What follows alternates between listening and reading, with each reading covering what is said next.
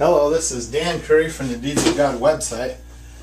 I want to finish discussing something that I started discussing on this drawing as part of the 6-day series.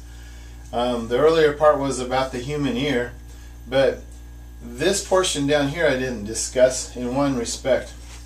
There were two great feedings, miraculous feedings of bread to isolated crowds who had followed Jesus out into desolate places.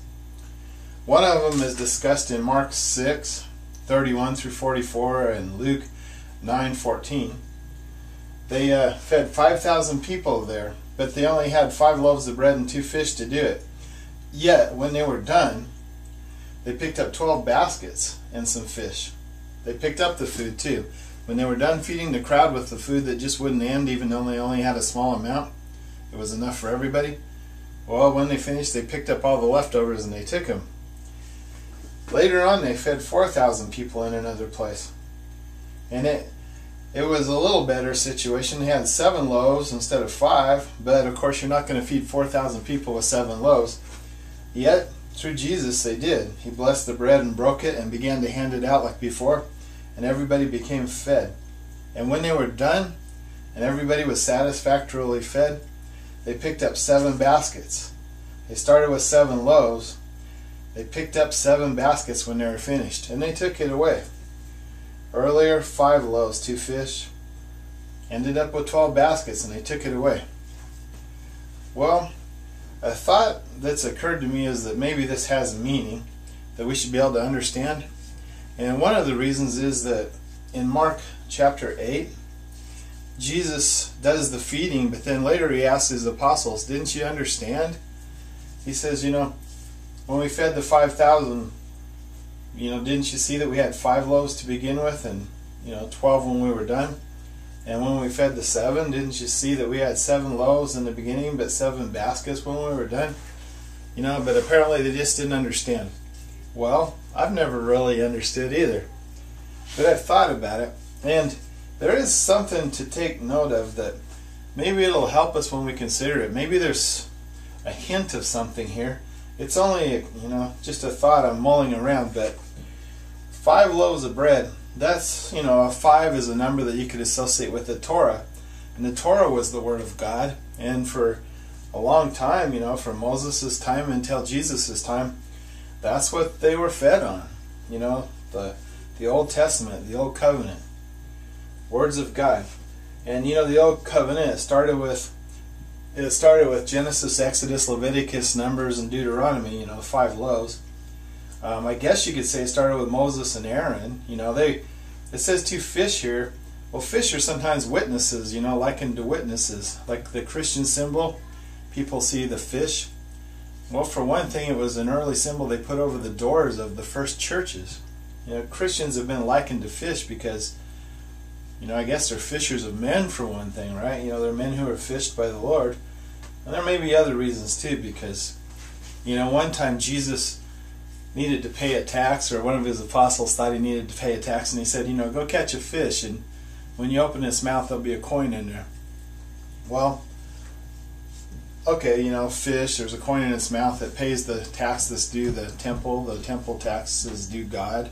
So, the coin in the fish's mouth satisfies the taxing requirements of God, so to speak. Well, in the Christian era, the praise of his people is considered a suitable sacrifice. The praise that comes from our mouths, I guess, is a suitable sacrifice, one of the suitable sacrifices. We're fish. The suitable sacrifice comes from our mouth. Well, at any rate, the Torah, 5 books, 2 fish, Moses and Aaron, maybe. 5 loaves is a maybe also. But, they sat in groups of 50 or 100. Well, 50 is a Jubilee cycle, 50 years in the Jubilee cycle. And they ended up picking up 12 baskets. Well, the Old Testament ends with 12 minor prophets. And then, Jesus came after that. And in the Bible, after the 12 minor prophets in the Protestant Bible, you go directly to Jesus, to the New Testament. So he did start with 5. And there were 2 fish associated with that first giving out of the Old Covenant, to Moses and Aaron. And there were 12 minor prophets in the end. I don't know. I don't know if that's right or wrong or anything, but it's interesting. So now shift to the Christian idea, Jesus teaches, Jesus is crucified, the church starts up. After he's crucified, he walks among men again and teaches them more. But then he does finally ascend. And the apostles, the 12 apostles, end up having to adjudicate kind of an argument in the early church, Jerusalem, because the Grecian widows of the Jews, and they were all Jews at this, in this first time period of the church, most of the people were Jewish. Well, some of the Jews were from like the Greek countries, and some of them were from the local Hebrews.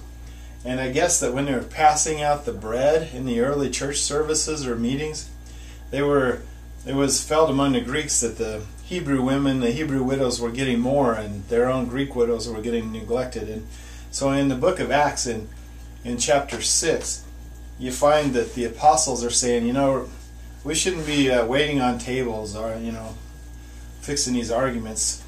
I guess the feeling was they needed to go out and evangelize, So they appointed 7 men. And these 7 men were in charge. They were good men. They were in charge of making sure everything was done fairly with the group, while others were out who knows where evangelizing, So they took care of the church. So the Christian era started with 7 men. And it goes on and on and on.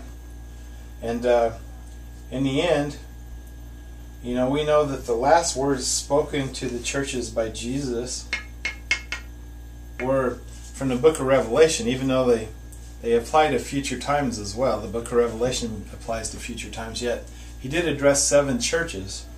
And the book of Revelations is the last of the New Testament books. So we started with a 7, and it was people, individuals, just as loaves are individuals. But in the end, Jesus spoke to 7 churches about the future, about troubles that would come and stuff. And we believe the churches are going to be, some of us believe that the churches are going to be raptured, that there will come a time, and the tribulation, in my view, will have already started. There already will have been hard times and troubles.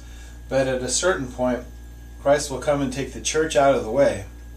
And the church is associated with the number 7, and there's quite a few reasons, but also the Word may be taken away. There are hints, I believe, that the Word of God might be taken off the earth in a later time than our own. And I think most pastors hold that view, that some of the minor prophets are actually speaking about that, one of them. So 7 people are put in charge of distributing the bread. Well, the bread is the Word of God. That's what churches do. They distribute the Word of God, make sure everybody learns it. And then in the end, 7 baskets. So it went from loaves to baskets. And great churches, like Jesus spoke to 7 churches, but you could have, you could think of it as denominations. I don't know what you could think of it as, but these are individual men, but these are churches maybe, because baskets hold lots of loaves. And I'm just saying it's possible. This is an allusion to how the New Testament begins and ends. The bread is taken away. And this previous one is how the Old Covenant began and ended. I don't know if that's true or not, but I see some matching in the numbers. I don't understand that. I don't understand how he thought his apostles should understand it either from their point in time. So it's kind of a mystery. But there are these matches in the numbers. It might be something for us to consider. I'm Dan Curry, Deeds of God website, 6-day series. Thanks for listening.